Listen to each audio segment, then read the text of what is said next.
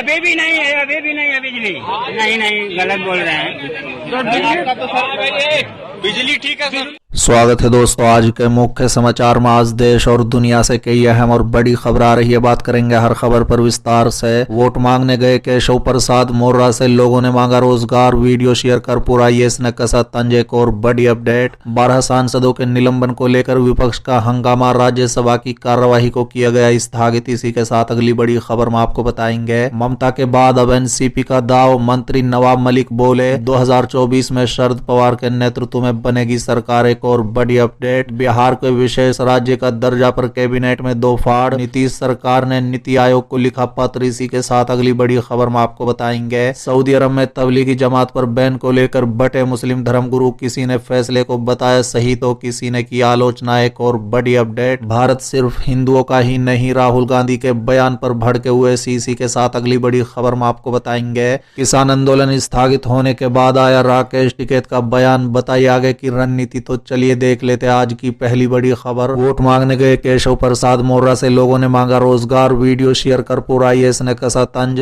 दरअसल दोस्तों, उत्तर प्रदेश में विधानसभा चुनाव को देखते हुए सभी राजनीतिक दलों ने अपनी अपनी तैयारी शुरू कर दी है। बता दें कि बीजेपी के लिए मुख्यमंत्री योगी आदित्यनाथ प्रचार कर रहे हैं। गृह मंत्री अमित शाह पहले ही साफ कर चुके हैं कि अगर बीजेपी के बहुमत मिलता है और सरकार बनती है तो CM योगी ही बनेंगे। बता दें कि चुनाव को देखते हुए बीजेपी के अन्य नेता भी यूपी में चुनाव प्रचार कर रहे हैं।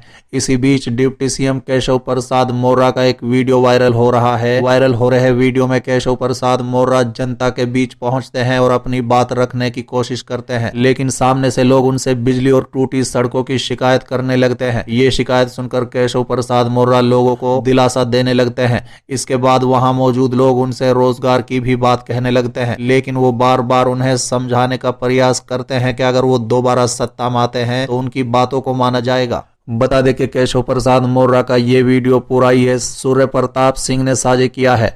इसके साथ ही उन्होंने लिखा है कि वोट मांगने गए स्टूल मंत्री की दूर नजर चुराते, बगले झांकते, खिसियाते, मिमियाते, आधे गाड़ी के अंदर और आधे बाहर। इसके अलावा अन्य लोगों की भी इस पर प्रतिक्रिया आई है। चलिए अगली खबर, ममता के बाद अब NCP का दाव, मंत्री नवाब मलिक बोले 2024 में शरद पवार के नेतृत्व में बनेगी सरकार। दरअसल दोस्तों, महाराष्ट्र की राजधानी मुंबई में महाराष्ट्र सरकार में कैबिनेट मंत्री और राष्ट्रवादी कांग्रेस पार्टी के नेता नवाब मलिक ने रविवार को कहा है कि 2024 में NCP प्रमुख शरद पवार के नेतृत्व में केंद्र में सरकार बन सकती है। उन्होंने कहा है कि अगर शिवसेना, राष्ट्रवादी कांग्रेस पार्टी और कांग्रेस जैसी पार्टियां राज्य स्तर पर सरकार बनाने के लिए एक साथ आ सकती हैं तो ये अगले लोकसभा चुनाव में भी किया जा सकता है। आपकी जानकारी के लिए बता दें कि उनका ये बयान कांग्रेस और TMC दोनों को निश्चित तौर पर अच्छा नहीं लगेगा, क्योंकि दोनों ही पार्टियां 2024 में अपने अपने चेहरे के नाम पर विपक्ष को एकजुट करने में जुटी हुई है। दोस्तों, दरअसल NCP नेता नवाब मलिक ने शरद पवार के 81वें जन्मदिन के मौके पर आयोजित एक कार्यक्रम के दौरान कहा है कि देश में पिछले 7 सालों में ये सवाल उठाए गए हैं, क्या PM मोदी का कोई विकल्प है, कौन बनेगा बीजेपी का विकल्प। उन्होंने बताया है कि अगर शिवसेना, कांग्रेस और NCP महाराष्ट्र में NCP प्रमुख शरद पवार के नेतृत्व में सरकार बना सकते हैं तो आगामी साल 2024 में शरद पवार के नेतृत्व में देश में सरकार बनेगी। चलिए अगली खबर, सऊदी अरब में तबलीगी जमात पर बैन को लेकर बटे मुस्लिम धर्मगुरु, किसी ने फैसले को बताया सही तो किसी ने की आलोचना। दरअसल दोस्तों, सऊदी सरकार ने अपने देश तबलीगी जमात पर प्रतिबंध लगा दिया है। बता दें कि भारत में इस बैन को लेकर लोगों की अलग अलग प्रतिक्रियाएं आ रही हैं। जहां तक यूपी की बात है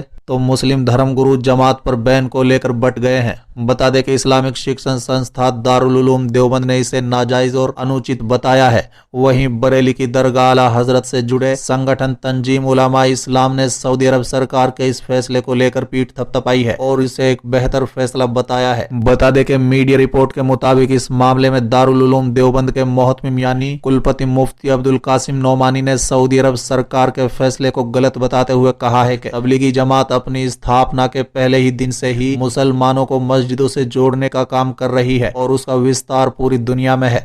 उन्होंने कहा है कि तबलीगी जमात और उसके लोगों पर आतंक का आरोप पूरी तरह निराधार है और दारुल उलूम देवबंद इसकी कड़ी निंदा करता है और सऊदी सरकार से अपने फैसले पर पूर्ण विचार करने का आग्रह करता है। चलिए अगली खबर, भारत सिर्फ हिंदुओं का नहीं, राहुल गांधी के बयान पर भड़के असदुद्दीन ओवैसी। दरअसल दोस्तों, राजस्थान की राजधानी जयपुर में रविवार को कांग्रेस ने महंगाई हटाओ रैली के जरिए केंद्र सरकार के खिलाफ बिगुल बजा दिया है। बता दें कि रैली में कांग्रेस कांग्रेस के पूर्व अध्यक्ष राहुल गांधी के साथ पार्टी महासचिव और अन्य कई बड़े नेताओं ने बीजेपी सरकार पर महंगाई के मुद्दे पर जमकर निशाना साधा है। बता दें कि इस दौरान राहुल गांधी ने कहा है कि भारत हिंदुओं का देश है, हिंदुत्ववादियों का नहीं, जिस पर अब असदुद्दीन ओवैसी भड़क गए और उन्होंने ट्वीट करते हुए राहुल गांधी पर निशाना साधा है। ओवैसी ने कहा है कि भारत सिर्फ हिंदुओं का देश नहीं है। साथ ही असदुद्दीन ओवैसी ने कहा है कि भारत सभी भारतीयों का है, अकेले हिंदुओं का नहीं है।